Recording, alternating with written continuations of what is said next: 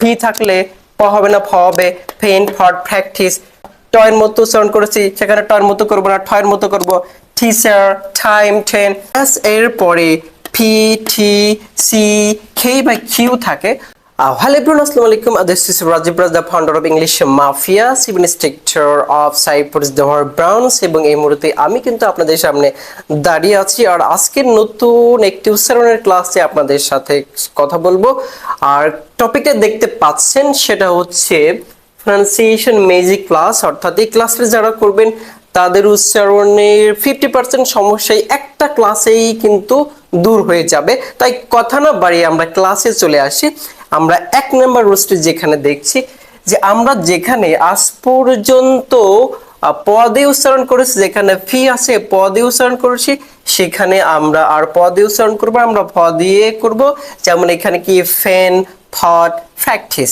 এবং যেখানে আমরা ট দিয়ে উচ্চারণ করেছি, যেখানে টি আছে সেখানে আমরা ট দিয়ে উচ্চারণ করব না, সেখানে আমরা ঠ দিয়ে উচ্চারণ করব। যেমন টিস, টপ, টাইম, টেন।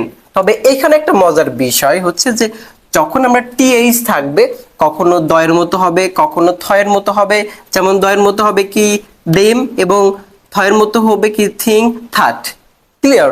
এরপরে সি, কে, কিউ, এই তিনটা যেখানে থাকবে সেখানে কখনো কয়ের মতো হবে না। আমরা যেখানে কয়ের মতো করে ভুল করে থাকি সেখানে কি হবে, ক্ষয়ের মতো। যেমন খ্যাট, খাইট, কুইট। এবং যেখানে স বা সয়ের মতো হবে সেখানে আর কোনো পরিবর্তন হবে না। আমরা অনেক ক্ষেত্রে দেখে থাকি, যেমন সিয়া, চাক।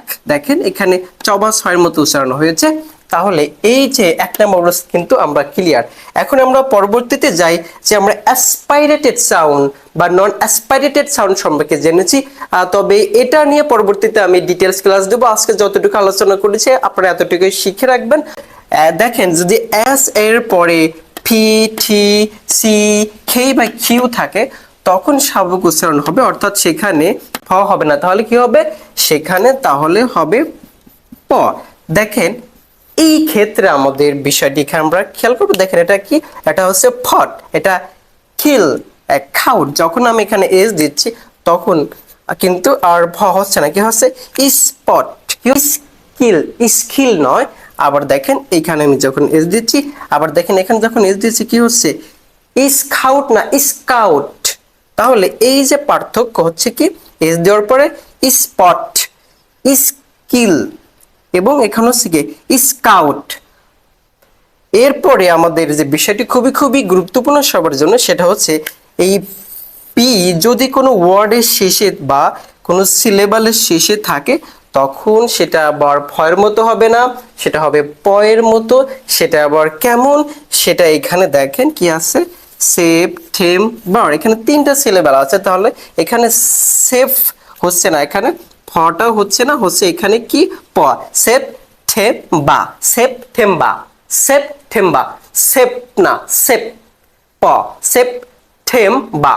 এবং আরেকটা দেখি যে দেখেন এইখানে আমরা একটা ওয়ার্ড দেখতে পাচ্ছি পটা শেষে আছে, অর্থাৎ এই যে ওয়ার্ডের শেষে আছে এখানে এটা কি হচ্ছে না, ঠপ হচ্ছে না, হচ্ছে কি ঠপ, ঠপ, ফ। এই যে বিষয়গুলো আমাদের খুবই গুরুত্বপূর্ণ উচ্চারণের ক্ষেত্রে। আমরা আজকে কিন্তু একটা সুপার ডুপার ক্লাস করলাম। দেখেন এই বিষয়গুলো আমি কিন্তু বলেছি যে কখনো ফি থাকলে প হবে না, ফ হবে। Faint for practice. টয়ের মতো উচ্চারণ করেছি, সেখানে টয়ের মতো করবো না, ঠয়ের মতো করব। Teacher, time, train. এবং সিকে কিউ থাকলে সেখানে ক্ষয়ের মতো উচ্চারণ করব, খ্যাট, খাইট, কুইন। এবং এই যে যদি এইগুলার আগে অ্যাস থাকে তাহলে সেখানে ফয়ের মতো উচ্চারণ হবে না। এই যে ওয়ার্ডগুলো এখানে দেখতে পাচ্ছি। এবং পি যেটা, পি যদি সবার শেষে থাকে কোনো ওয়ার্ডের বা কোনো সিলেবালের শেষে থাকে তাহলে সেটা ফয়ের মতো হবে না, অর্থাৎ সেটা পয়ের মতো হবে। যেমন সেপ্টেম্বা, তারপরে ঠপ। ক্লিয়ার? আজকে ক্লাসটি কেমন লেগেছে আমরা সবাই কমেন্ট বক্সে গিয়ে লিখি। এবং পরবর্তী কোনো ক্লাস অবশ্যই আসবে। সে পর্যন্ত সবার দোয়া চাই। সবাই ভালো থাকবেন। আসসালামু আলাইকুম।